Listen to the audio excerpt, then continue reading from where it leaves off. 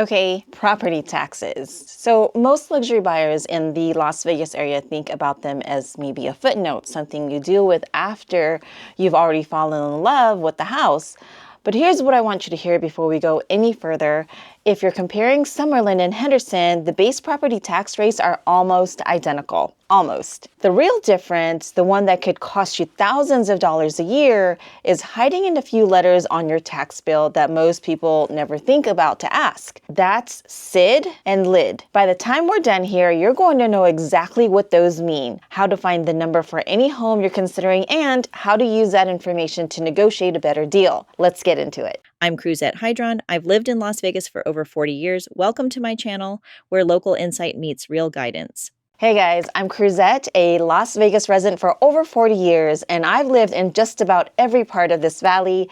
If you're a move-up buyer looking at luxury properties in this valley, homes in the $1 million and above range, this video is built specifically for you. We're going to do a real side-by-side property tax breakdown for Summerlin versus Henderson. Not a surface overview, not approximations, a framework you can actually use when you're evaluating homes and running your numbers. I'm also going to flag the things you'll need to verify on a property-by-property basis, because this is one area where the details really matter. So let's get into it.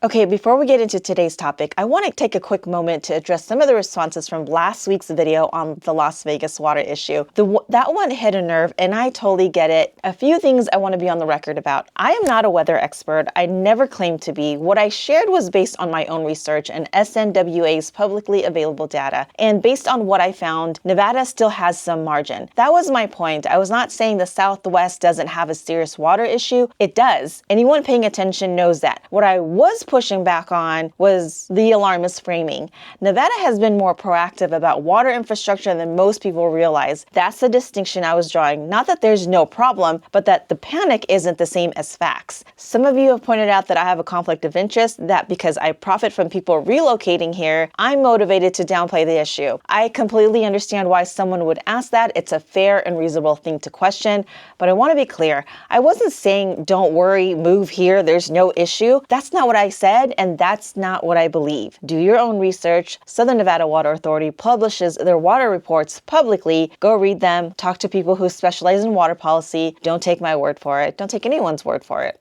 All right, that's all I'll say on that. Let's get into today's topic. First, let's set the foundation, because Nevada's property tax system works differently from most states and in a meaningful way. Nevada consistently ranks among the top 5 states with the lowest real estate property taxes in the entire country, frequently placing as the 3rd or 4th lowest. But the reason isn't just a low rate, it's the way assessed value is calculated. In Nevada, you are not taxed on the market value of your home. You're actually taxed on what's called the assessed value, and that's only 35% of what the assessor calls the taxable value. Now, taxable value is not a purchase price. It's the assessor's calculation of what it would cost to rebuild the physical structure minus depreciation plus the value of the land. Those two things added together give you the taxable value. Okay, so let me walk through a concrete example so that this lands. Let's say you purchase a luxury home for $2 million. The Clark County assessor comes in and calculates a taxable value. That's the construction cost minus depreciation plus land. Let's say that number comes in at roughly $1.5 million. Your assessed value is 35% of that $1.5 million taxable value. So you're looking at about $525,000 as your assessed value. And it's that $525,000, not the $2 million you paid, that your property tax rate is applied to. When you compare that to states like California, where you're essentially taxed on the full purchase price, the difference is real money on a luxury purchase. Now, on top of that, Nevada has a 3% annual cap on how much your property tax bill can increase per year on your primary residence. Even if the market runs up, we've seen significant appreciation here, and your tax bill is protected on the upside. For luxury buyers who plan to hold their home long term, that cap is a serious advantage. You're locking in an assessed value while your home's equity grows at market rate. So one more note here. The cap works differently if you're buying an investment or rental property versus a primary residence. Investment properties, second homes, commercial buildings, and land are capped at a maximum of 8%. If that's your situation, make sure you understand residency designation rules before you close. All right, now let's talk Summerlin. Summerlin is an unincorporated community, which means it falls under Clark County's jurisdiction, not a separate city. So the base property tax rate you're paying is the Clark County rate for that district. The base rate across Summerlin is fairly consistent, and it's typically around 2.9328 per $100 of assessed value. But there's a second line item on your property tax bill that can vary significantly depending on exactly where in Summerlin the home is located. That's the SID, SID, which stands for Special Improvement District.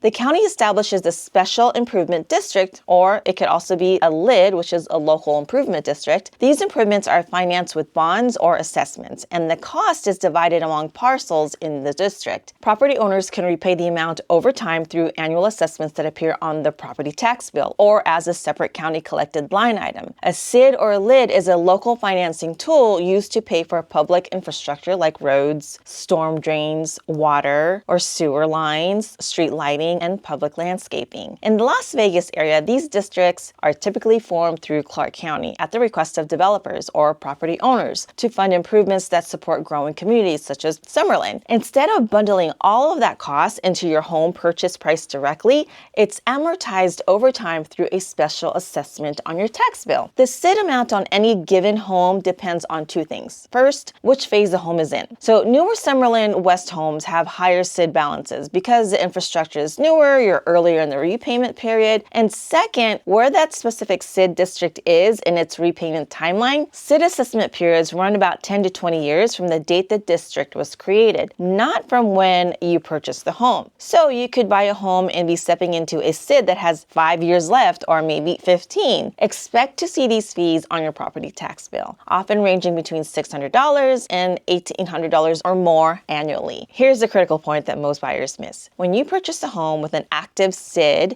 you're inheriting that obligation. You don't take on the seller's mortgage, but you do step into their SID. And the outstanding balance, the total amount still owed on that district can be anywhere from a few $1,000s to $30,000 or more on a newer home. New luxury communities in Summerlin West often have higher SID assessments compared to older, established luxury neighborhoods like maybe the Hills or parts of the Ridges, where bonds may be already paid off. That outstanding balance will not appear prominently in the MLS listing. You have to ask, and you have to know to ask. This is also a negotiating point. This is something I'll come back to in a few minutes. Okay, now let's look at Henderson. Henderson is an incorporated city, which means it operates its own municipal tax district, separate from unincorporated Clark County. As a result, Henderson's base property tax rate sits in its own district, distinct from Summerlin's. As of early 2026, the City of Henderson incorporated tax district rate is generally around 2.96. As of early 2026, the City of Henderson's incorporated tax district rate is generally around $2.96 per $100 of assessed value, while unincorporated Summerlin, Clark County generally, has a lower rate, often around $2.50 to $3.50 per $100, depending on the specific tax district. Both areas have similar overall costs of ownership due to Henderson's lower city property tax rates, partially offset by local improvement district fees, which is LID fees. For most luxury buyers, the base rate difference between the two is relatively small. The more interesting comparison happens at the second line item, which in Henderson is called the LID, or Local Improvement District. A LID functions exactly the same as a SID. It funded infrastructure in Henderson's master plan communities and is repaid over time through your annual tax bill. Here's where Henderson has a distinct advantage in certain areas, and this is something I want you to pay attention to. Some of Henderson's established luxury communities, places that have been built out for maybe 15 to 25 years, have LIDs that are partially or maybe fully paid off. If you're buying in one of those communities, your LID line item on the tax bill may be minimal or zero. So in contrast, newer Henderson developments are still carrying active LIDs, similar in magnitude to newer Summerlin phases. So the practical takeaway on Henderson versus Summerlin is this. The age of the community you're buying into matters more than which city it's in. An older Henderson community with the paid-off LID can have a meaningful lower annual tax burden than a newer Summerlin village with the full SID still running, and vice versa. So here's a side-by-side comparison. Let me bring this together with a direct comparison. We've got two luxury homes, both listed at $2 million. One is in a newer Summerlin West village with an active SID, one in an established Henderson luxury community where the lid has been paid off. On paper, the purchase prices are identical. The base property tax calculation on both will follow the same Nevada formula, 35% of taxable value multiplied by the applicable district rate. At the $2 million price point, the base tax bills will be in a comparable range. But now let's add the SID and LID. The Summerlin home carries an active SID, annual assessment, let's call it $2,000 to $3,000 per year. The Henderson home established community lid is paid off. The annual lid charge, $0. That's $2,000 to $3,000 every year for however long that SID runs. So over 5 years, you're looking at a potential $10,000 to $15,000 difference in tax burden between these two homes, not counting HOA differences. Now let's add the HOA layer because this completes the picture. Summerlin has a master community HOA that covers the overall infrastructure plus an individual sub-community HOA for most neighborhoods. Henderson luxury communities typically have their own HOA structure without the master layer. There are some exceptions though. Lake Las Vegas will have a master HOA and a sub-association HOA fee. The master HOA fee in McDonald Highlands is running approximately $330 per month. The fee covers the guard-gated security, the common area maintenance, and in some cases, specific amenities. Some specific neighborhoods within the development may have additional sub-association fees, bringing total monthly cost higher up to roughly $829 in certain areas.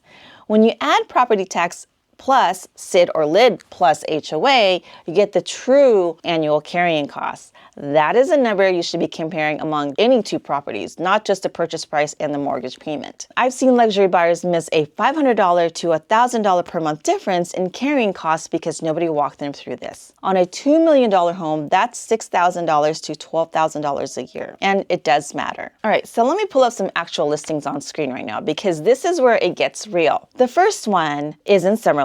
It's 10337 Green Ember. This is listed at $2.35 million. Built in 2018, actually. Annual property taxes are $10,996. Now, here's a detail worth paying attention to. This home had a SID of $17,243, and it has been completely paid off. So whoever is buying this home is stepping in with that infrastructure cost already settled. That's a clean bill. The second Summerlin listing, 11 Hawkeye Lane, listed at $3.5 million, built in 2020, with annual taxes at $15,585.